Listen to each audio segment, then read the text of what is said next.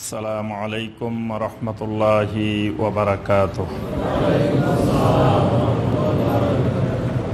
17 নম্বর মূলনীতি হলো কাফেরদের দ্বীনের মধ্যে নাই, কিন্তু এটাকে নতুন করে বানাই নিছি। মানে কাফেরদের থেকে নিছি কাফেরদের মতো, কিন্তু কাফেরদের দ্বীনের বিষয় হিসাবে এটা নির্দিষ্ট না। এইরকম জিনিস ইসলামে স্থানান্তর করা এটাও শরীয়তের দৃষ্টিতে বেদাত। যেমন ধরেন তারা কোনো বিপদে পড়ছে, মুশরিকেরা বিপদে পড়ার পরে তারা আপনার ডাক দিল, ও মাই গড বলে উঠল।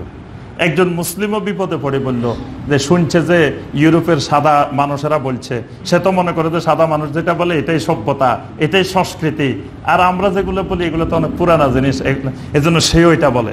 আরেক জায়গায় দেখছে হেরা বাম হাত দেখায়, এও খুশি হয়ে গেছে, কয় না বাম হাত দেখাইলে মনে হয় ভালো।